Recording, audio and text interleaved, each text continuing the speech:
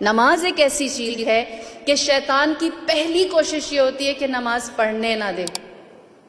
پڑھنے نہ دے سے مراد اول وقت تو ڈراپ ہو جائے، اور اگر اول وقت نکل جاتا ہے تو اس کے بعد جتنا ہو سکے نماز کو تاخیر میں ڈیلے کرتا جائے یہاں تک کہ نماز چھوٹ جائے. اور پھر اس کے بعد اگر کوئی نمازی بے ہر طور نماز پڑھنے کے لیے شیطان کو شکست دے کر کھڑا ہو جاتا ہے تو آپ کے سارے بھولے ہوئے کام وہ آپ کو یاد دلانے آتا ہے، جو کچھ بھول گئے ہیں. اور ایک چیز جو حدیث کے اندر ہے، جب انسان اپنی سوچ کے اندر اپنے افکار میں نماز میں متوجہ ہوتا ہے اور شیطان اس کی کنسنٹریشن کو کہیں بریک نہیں کر سکتا، تو جانتے ہیں پھر شیطان آخری حربہ مومن کے لیے کیا استعمال کرتا ہے. جو ہو سکتا ہے آپ میں سے بہت سو نے فیس بھی کیا ہو یا اس کو نظر انداز کر گئے ہو، اگنور کر دیا ہو کہ یہ کوئی معمولی سی چیز ہے. شیطان آتا ہے اور اس نمازی کو کس کرتا ہے، چومتا ہے اس کو. اور جب چومتا ہے نماز کی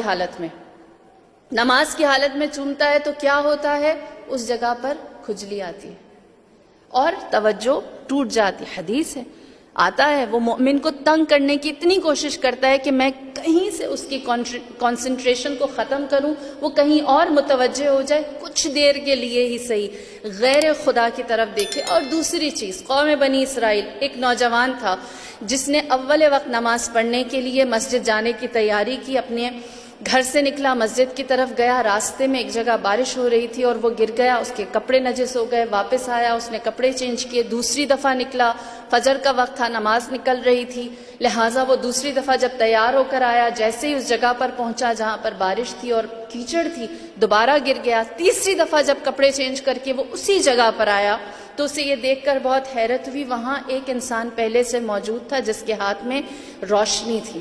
اس نے کہا اندھیرے کی وجہ سے بار بار گر جاتے ہو، آؤ میں تمہیں مسجد تک پہنچا دیتا ہوں. لہٰذا شیطان نے اس نمازی کو مسجد تک پہنچایا.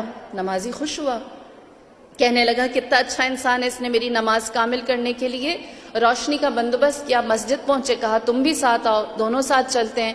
تو اس شخص نے جو روشنی لے کر کھڑا ہوا تھا اس نے کہا میں نہیں آ سکتا مسجد کے اندر.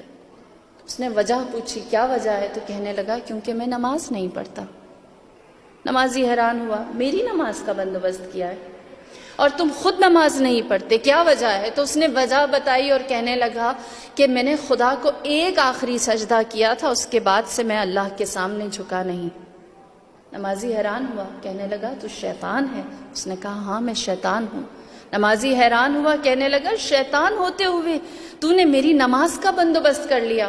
تو پھر شیطان نے سارا احوال سنایا اور کہنے لگا کہ تو اول وقت نماز نہیں پڑھتا تھا، نماز فجر نہیں پڑھتا تھا، جماعت کے لیے نہیں جاتا تھا. آج جب تو اپنے گھر سے نماز کے لباس میں باہر نکلا ہے تو میں کیچڑ والی جگہ پر کھڑا ہو گیا تاکہ میں تیرے کپڑے گندے کر دوں.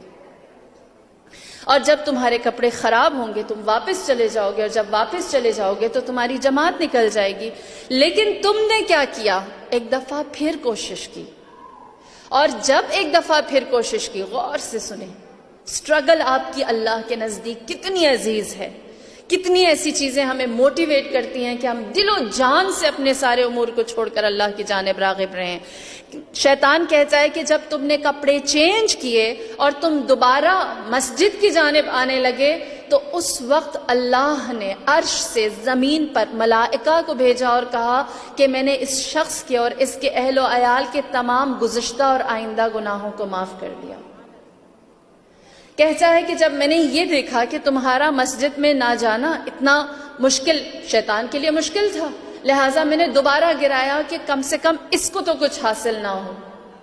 لہٰذا میں نے تمہیں دوبارہ گرایا، تم پلٹ کر آئے اور ایک دفعہ پھر تم نے وہی کوشش کی. اور جب تم نے دوبارہ وہی کوشش کی تو اللہ کی طرف سے فرشتے نے یہ ندا دی اور کہا کہ ہم نے اس شخص کے اہل و عیال، اس کے خاندان سب کو معاف کیا، اور جو اس کے گزشتگان مرحومین تھے اور آئندہ آنے والی نسلیں تھیں ان سب کے لیے ہم نے مغفرت کو رکھا. وہ کہتا ہے شیطان کہ جب میں نے یہ دیکھا میں نے سوچا اب تیسری دفعہ یہ کہیں گر نہ جائے. اگر یہ گر گیا تو ہو سکتا ہے خدا پورے شہر کو معاف کر دے. اتنی بڑی معافی سے بہتر ہے کہ یہ اب نماز کے لیے چلا جائے. دیکھیے نمازی اپنی جگہ محترم ہے، لیکن نماز کے لیے کوشش کرنے والا اور نماز کی جانب جہاد کرنے والا وہ خدا کے نزدیک زیادہ عزیز